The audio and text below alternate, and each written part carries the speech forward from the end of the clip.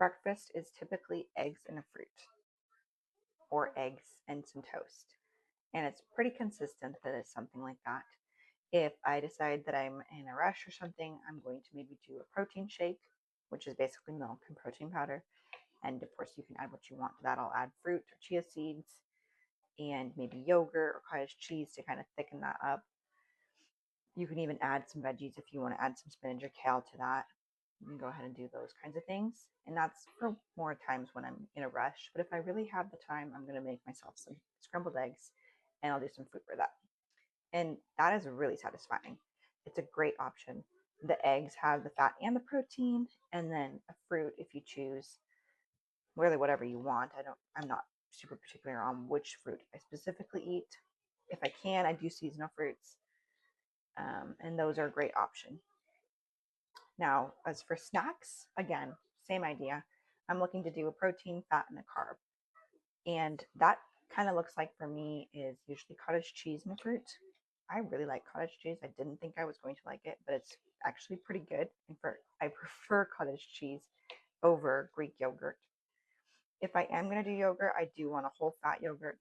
The low fat or non fat yogurts don't satisfy me, even though they have a high protein content. So that's, for me, it's a personal choice. If you find that doesn't work for you, then you might need to find something else. So that's probably one of my go-to snacks because it's super easy and it tastes good. So the goals for me when it comes to what I eat are for dinner are protein and a carb and a veg. And I try to get 30 grams of protein. I use grass-fed ground beef, and ground beef is my go-to meat. It's so easy to use, thaws quickly, is just very versatile, and I like that.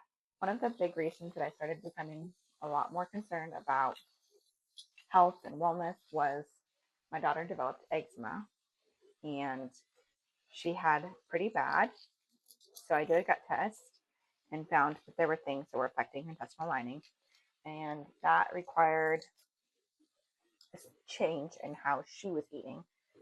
And that really made me aware of ingredients and start reading labels, looking at, does it have preservatives? Does it have gums? Does it have artificial dyes, seed oils, whatever it might be? So I became pretty aware of those things. And to this day, I'm still reading labels on the aisles.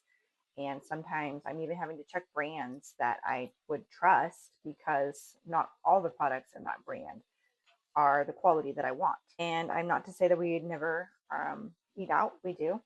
And my daughter is healed from what she had. She doesn't have that anymore. Occasionally, if she eats something, she'll start to get a little flushed, and I can tell like she's got to cut back if we maybe been busy and we've been eating out a lot. And I am thankful that I found this way of living because it has made a huge impact on me and on my daughter. And I would not go back. Things that I have learned from all of that crunchy lifestyle, if you want to call it that, holistic and very concerned about your health life. I have finally been kind of exiting the full on in the midst of crunchy. I still prefer to use natural options when I can. I still am concerned about having whole foods and good ingredients. I don't want to live under stress and worry and fear and anxiety about everything. And I find that it's really about balance. It's about choosing to live in a way that honors our bodies. I think that if we just consider that God gave us such amazing food to eat, and how could we not eat it? I mean, it's beautiful food. Look at it. It's so pretty. It's so tasty. I also drink raw milk, and I am not concerned about that.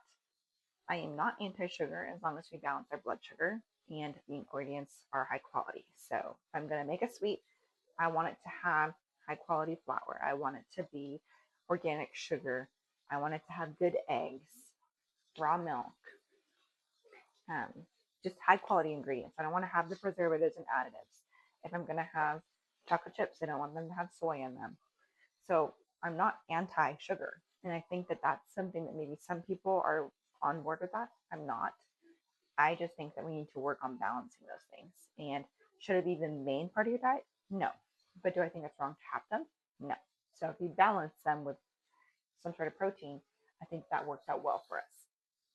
So some of my other snacks that I like to have dates with butter. Those are really yummy. Um, Sometimes I'll just drink a glass of milk before bed.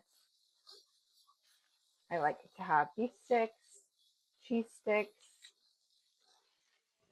Greek yogurt with apples is actually really yummy if you're looking for a different option. 3 years ago almost, I became aware of something called pro-metabolic eating. Pro-metabolic eating, probably at a very simplified level, if you wanted to look it up, you might find something better, but basically eating to support your body. And this was probably one of the first times, it felt really revolutionary to me, that you actually could look at food as a tool, as a fuel source, and how to get your body in a good condition. And I had had my daughter about 6 months before I found this, 6 or 7 months before this. And so I was depleted. I had cravings. And so I got into this and it just felt so right. I started eating more protein. I do think there were some benefits to me learning about this, was that food doesn't have to be my enemy.